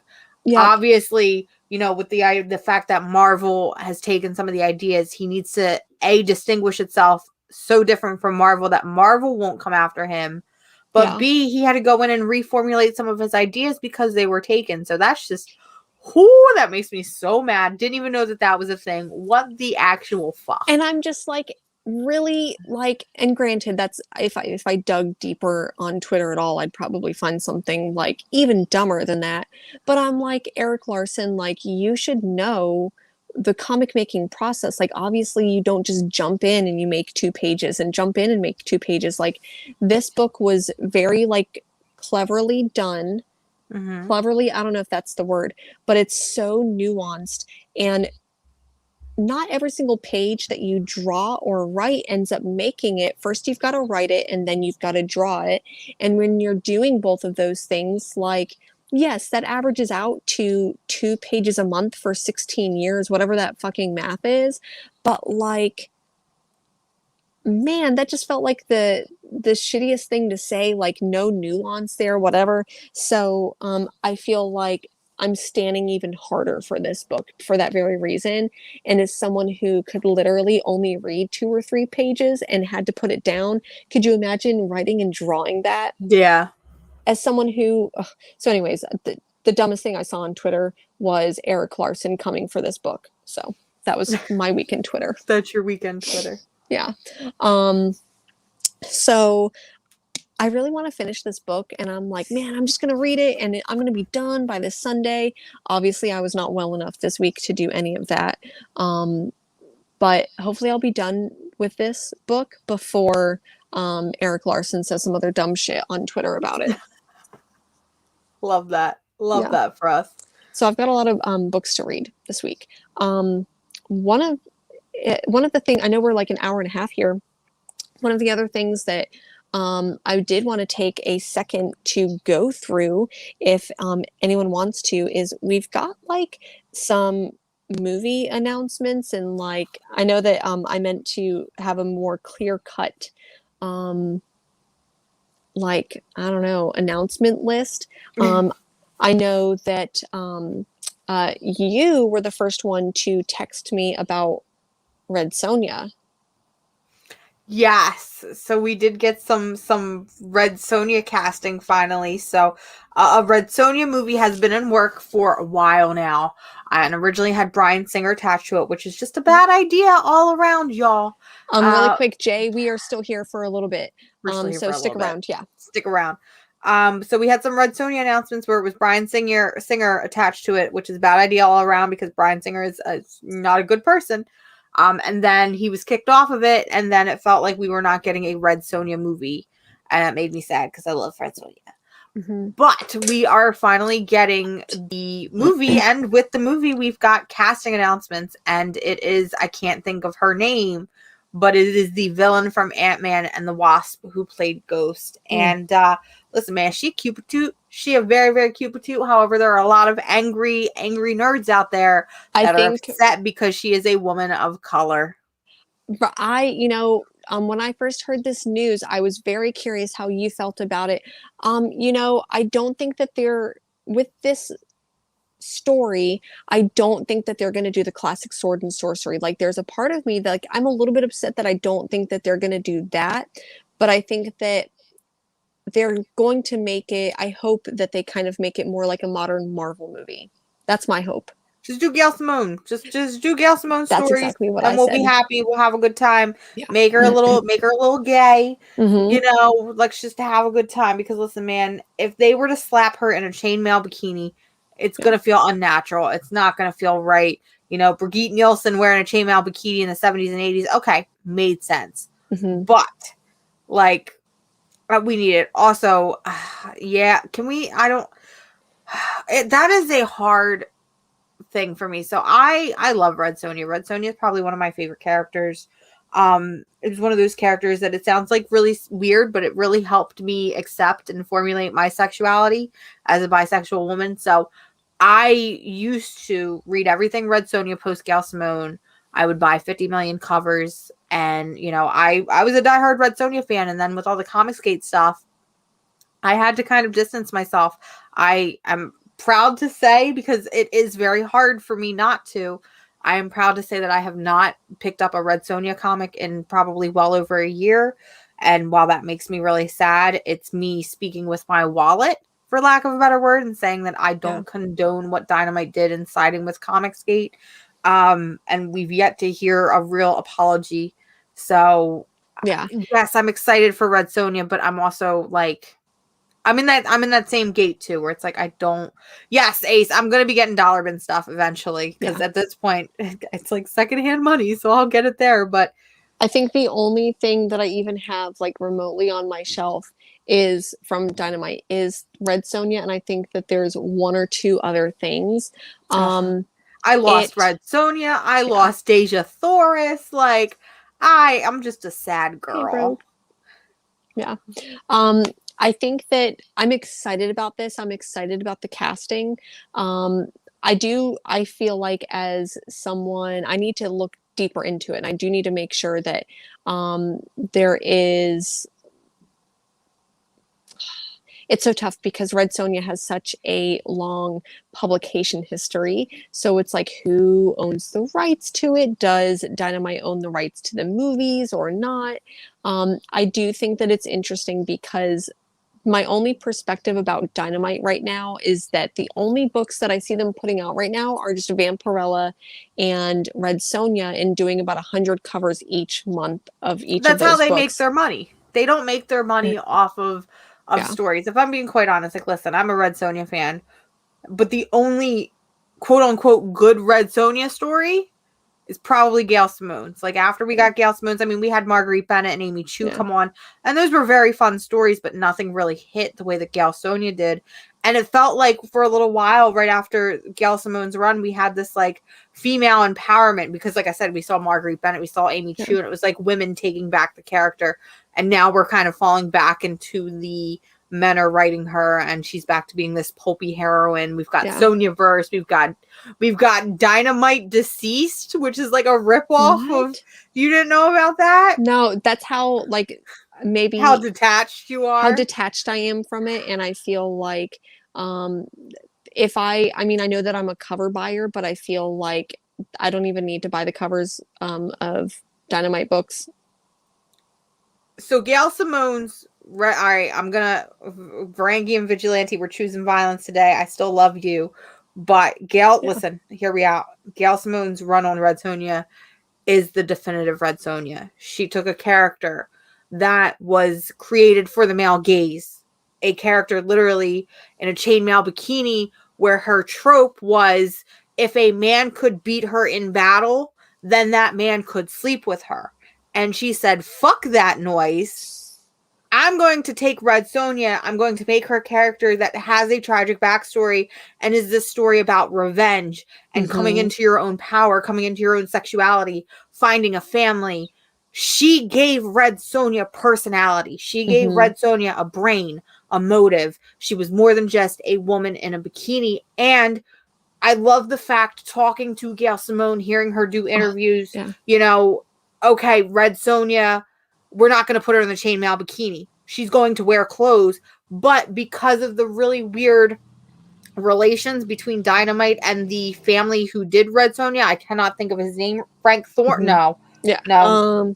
I know Vigilante's going to come through with that knowledge in just a second. The fact that, because it's our character, you have to have at least one cover where she's in a bikini. The fact that there was that dialogue that had to be had, you don't see Red Sonja as a character at that point. You see Red Sonja as like a sex symbol, as an object. That's not the case. I'm sorry. We are listen, I am taking Red Sonja back. Me personally, I'm taking her. I am snatching her. She is now mine, and you can't take that from me. I'm sorry I chose violence this morning, but that's where I'm at with Red Sonja. I'm very combative when it comes to that character. So I apologize if things got a little heated.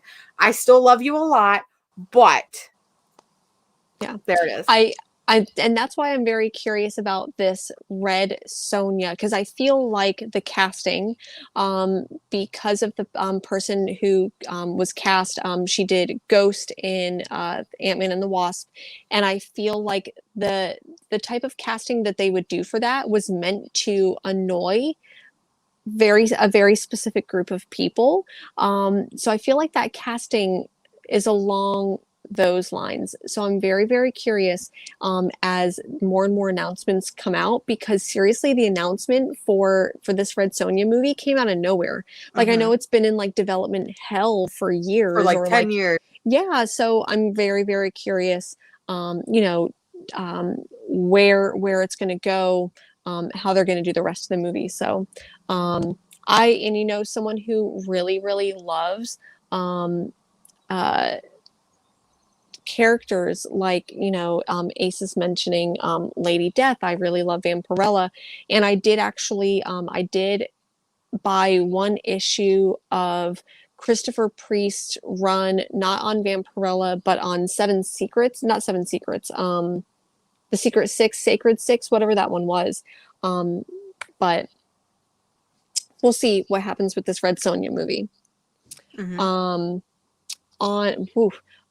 There's a lot going on into the chat. Okay, so the other thing that I wanted to talk about too is it looks like Marvel updated their movie timeline, right? So is it me or did Black Widow get pushed back again? Again, at this point, this movie's never coming out, and I'm fine with that because this movie doesn't need to exist in the first place. At this point, we are 10 years too late for a Black Widow movie. That ship has sailed. Give me something else. I feel like I'm getting, when it comes to the Black Widow movie, I feel like it's getting to the point where New Mutants, right? Like New Mutants got announced, and it's like, it's going to be like a horror X-Men, and I'm like, done, sold. And then the trailer came out, or the casting came out, and I'm like, okay, I'm here for it. The trailer came out, and I'm like, okay, less excited for it. And then another trailer, and then pushed back, and then we're going to do reshoots, and then we're going to do re-edits and all of these things. and the movie was such hot garbage that I'm almost afraid that that's why the Black Widow movie keeps getting pushed back. Like, obviously, I know that it got pushed back this last year at this point, it's done. reasons. It's done. Mm-hmm. Just release it at this point. Yeah. I do. I really do want to see Black Widow, but I'm not as excited as I was a year ago for it. It's right? gone. It's gone. Yeah. But then we know that we're getting Shang-Chi. I'm like pulling up my little like cheat list here. So this year, I'm just going to go over stuff for this year. In June, we're going to get Loki, the TV show. So in about a month, we're going to get Black Widow, in July now.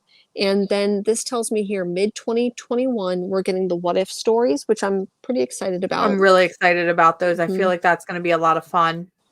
And then September, we're getting Shang-Chi and the Legend of the Ten Rings. November, we're getting Eternals. How do you feel about Eternals? It's got Angelina Jolie, so I'm here. It's cute. It's going to be gay as hell, I hope. Like, I'm cool with it. That's my only opinion on it. I don't know anything about the Eternals, but I really like the cast. I love how unique the casting is. So I'm like, I'm here I'm going to walk into it like a Guardians of the Galaxy, where I have no idea who these characters are. I don't really care about these characters, but I'm here to have fun. And maybe it will become like a Guardians of the Galaxy, you know? Yeah.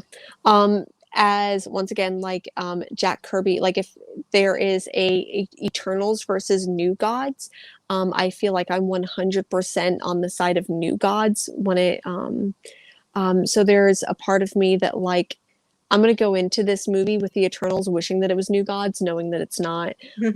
But there's so much or not so much, but there's a lot of history with the Eternals because like Neil Gaiman did a run and now Kieran Gillen is doing a run. So I'm very curious what they'll pick and choose from with Eternals. And I really hope that it goes more of the way of Guardians of the Galaxy than Suicide Squad. Whenever I think about those like groups. Yeah. Big ass groups that have a lot of fun, a lot of character interactions. Oh goodness. Not a fan. Listen, Angelina Jolie. Angelina Jolie is my Angelina Jolie is my bisexual origin story, okay? Her in Tomb Raider back in what was that, 1999, 2000? Baby Comic Mars, seeing Angelina Jolie and loving the games, but seeing her in little booty shorts, I was like, I think I like girls now. For me, that was definitely Lucy Lawless's Xena. Like I remember coming home, or to my grandmother's house, like in middle school, and coming home, watching Xena, and that was it for me. It was over for all the other hoes. So I do, and I appreciate Angelina Jolie, but I feel like, do I want to say she's 10 years too late? I really don't know how. Maybe that's me choosing violence, but I feel like I know. I feel like there are a lot more up and coming actresses that probably like I still really like. I like Angelina Jolie a lot. It feels weird to have her in this big Marvel movie. Like she is such a big actress that I feel like it's going to be jarring to see her in a Marvel movie. It's going to be weird. I think that one thing that I'm afraid of with Angelina Jolie in Eternals is, did you ever watch Beowulf? I've seen bits and pieces. I pretty much know what you're referencing though at this point. Because I'm sure the bits and pieces are where she's like just rising naked out of the water. I mean, is that really? No, that should have been my bisexual origin story. So I feel like I enjoyed Beowulf. I thought it was a great movie, but I do think that with Beowulf, it was so heavily CGI'd. I'm really afraid that they're going to over CGI Angelina Jolie in this movie, and it's not going to be fun. It'll still be fun. Okay. I'm still going into it like, okay. I rise out of the water too when I see Jolie. It gets wet.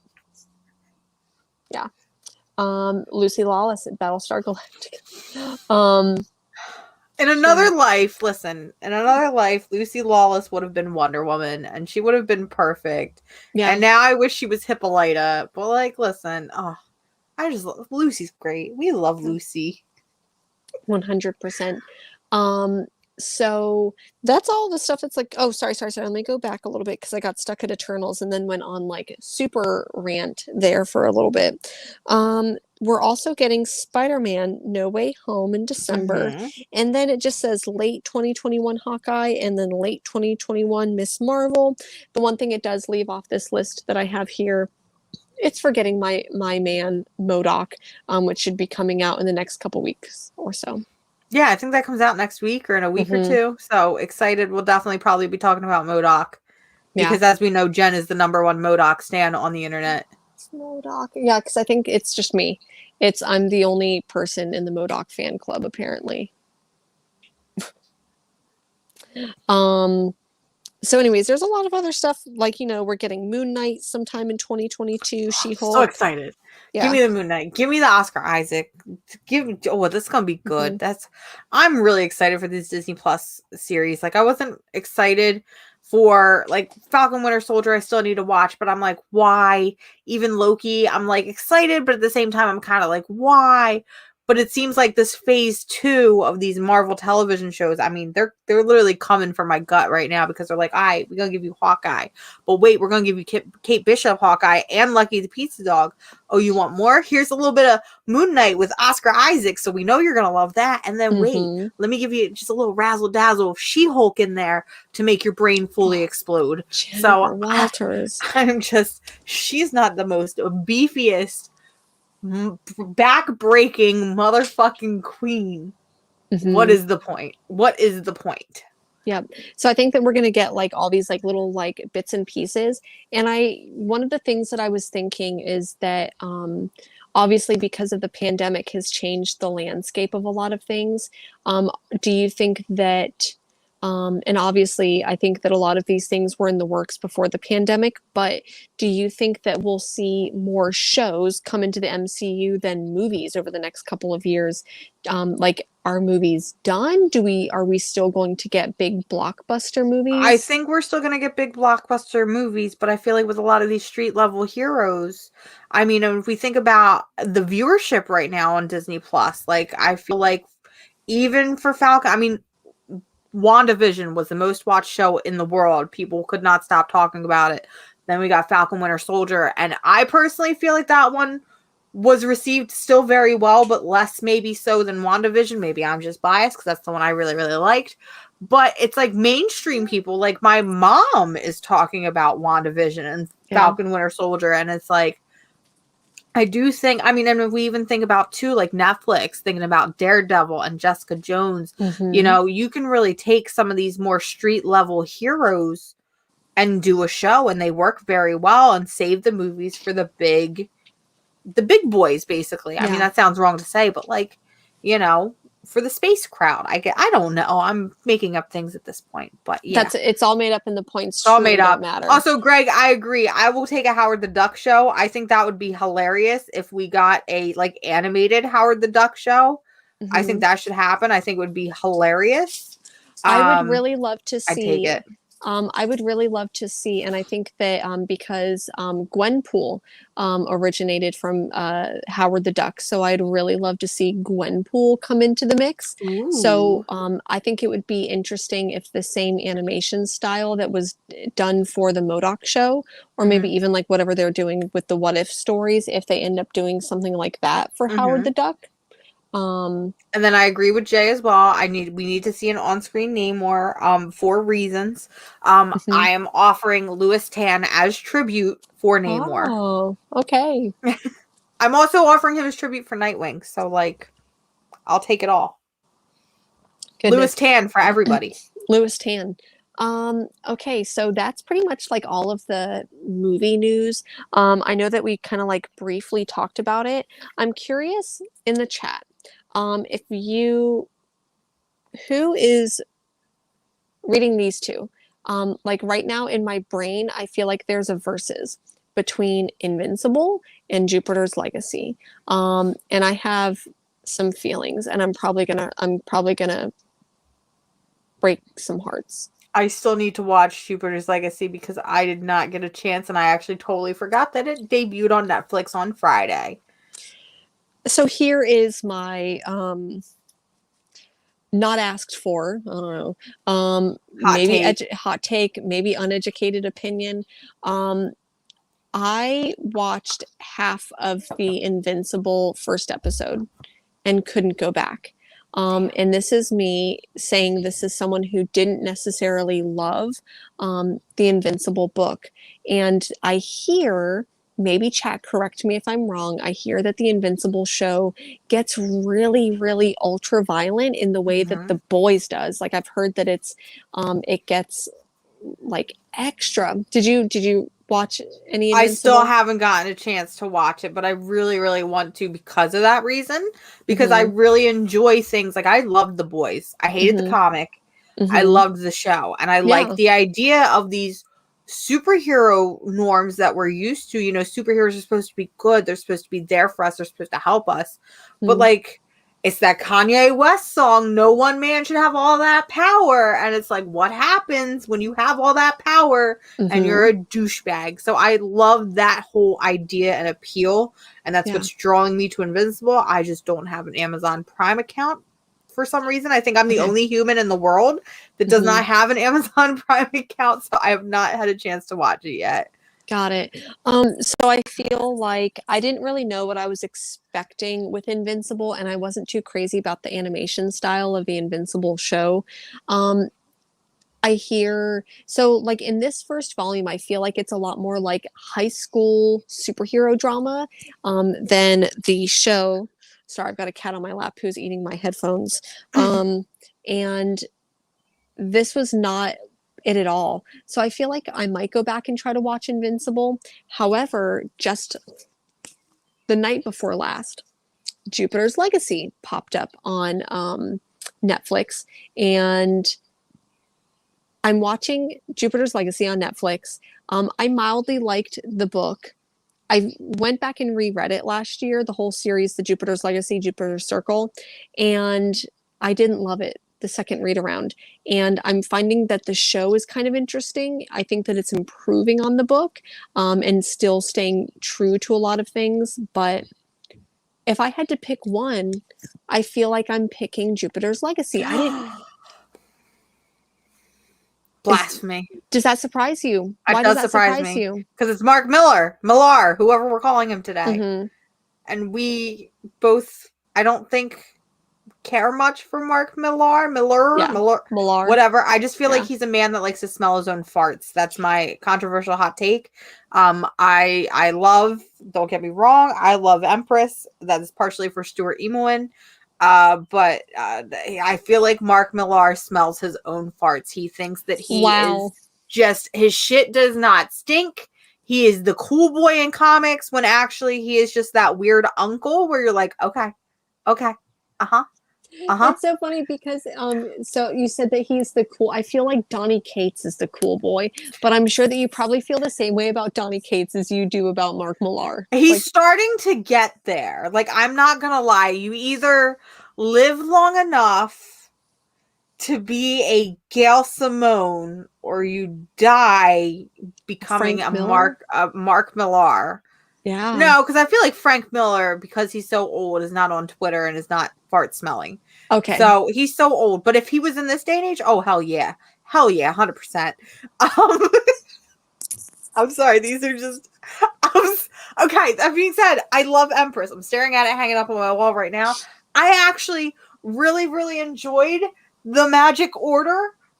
If we can, I really enjoyed the Magic Order, and I'm that one person where I'm like, so if you've never read the Magic Order, please read the Magic Order. It's very weird. It's about a bunch of magicians, but there's this one girl in particular where she's like, my first magic escape was I escaped an abortion, and I'm like, this is so edgy, but for some reason, I'm like, this is so cool.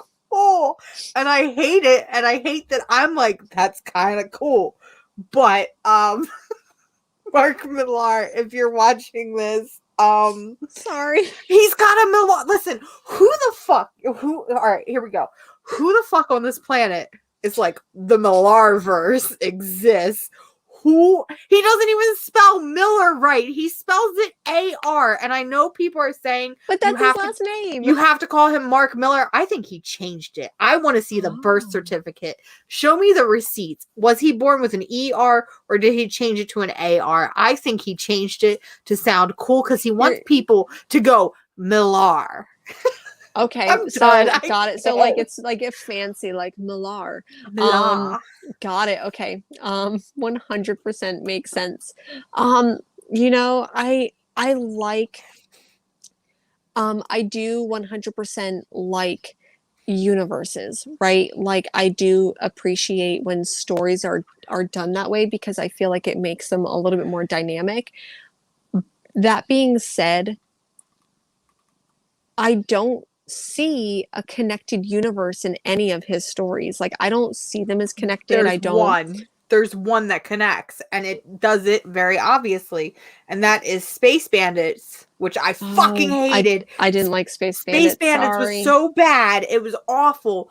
But the last page introduces Sharky the Bounty Hunter, which is another Mark Millar story.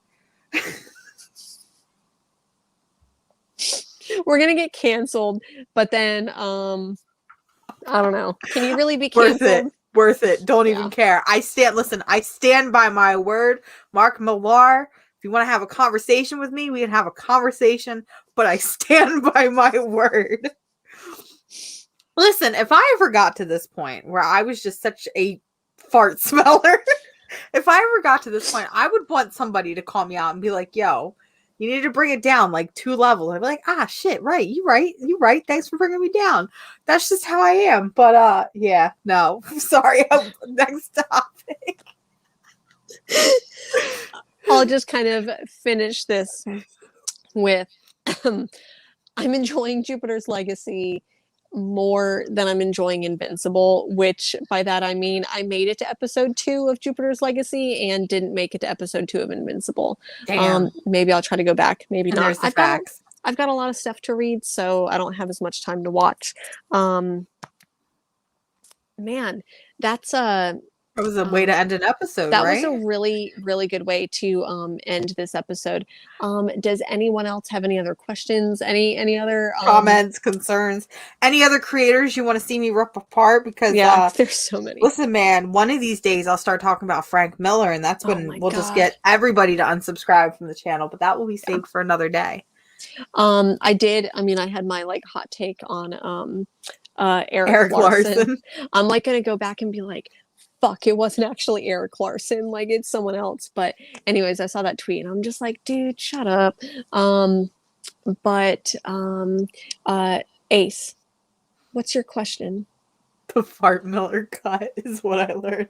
Will I try?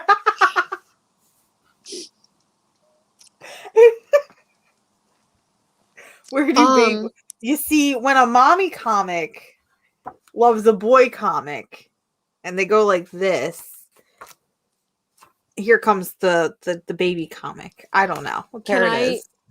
This is why I'm not having children. Yeah. Let me see here. So I have a book for you, Ace, and it's Let's Talk About It by Erica Moen. And there it is. And not only does it go over like relationships, and this is so gender inclusive, and it's just great. So I've got a book recommendation for you, and it's called Let's Talk About It by Erica Moen. Sorry.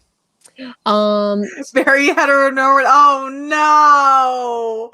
Oh, it's the way that I was raised. I apologize. Oh, I realize that now. So that being said, take Jen's, here it is. Jen's Let's Talk About It. I feel like that's going to be the much better. You know, it's I've been trying. Thank you for calling me out, by the way. I feel like I do that as well. I've been trying to be a lot more inclusive with my language instead of just being like women who have periods, like people who have periods, or, you know, things like that. People who get pregnant, instead of saying like, you know, women who get pregnant. So we're all learning, and I feel like this book helped, even though it's meant for teenagers. But I mean, maybe I don't know who it's meant for. I liked it because I like Erica Moen a lot. Okay. So, I know we do this every week, but what do you have going on? Absolutely nothing. And here's why. Gather round, friends. So, yesterday we saw the drop of, or Friday we saw the drop of Resident Evil 8. So I'm going to be playing Resident Evil 8 and the big, tall vampire lady who's going to chase me and kill me down, and I'm going to let her, and it'll be fine. However, next week, Friday, which I have taken off for specifically, we're getting the drop of the Mass Effect Legendary Edition. So I took 2 days off of work specifically so I can sit in this chair in front of my TV and play it nonstop. I might not even make it to the Sunday show. Jen might have to drag me to the Sunday show.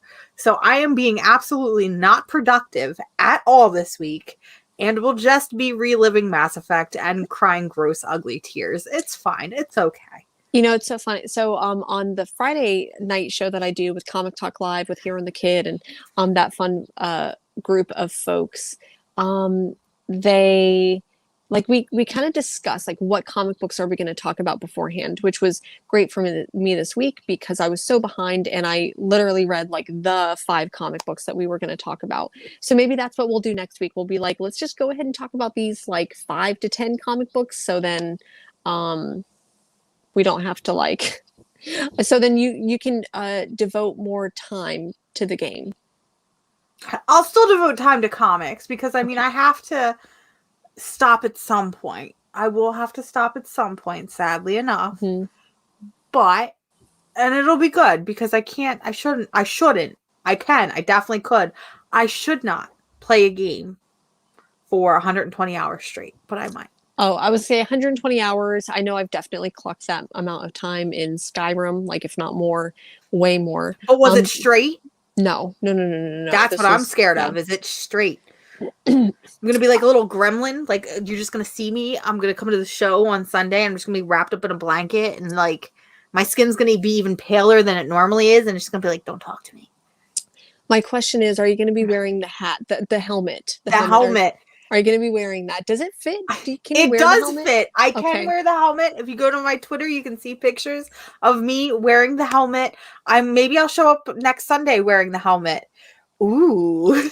But no, I will not be wearing the helmet while playing the game because it gives you very limited visibility, and kind of gives you a headache after a while. But maybe I'll show up next Monday just for y'all. There you go. Well, we've been here, as you can tell by the strain in my voice. Oh my goodness. It's all that Millar fart.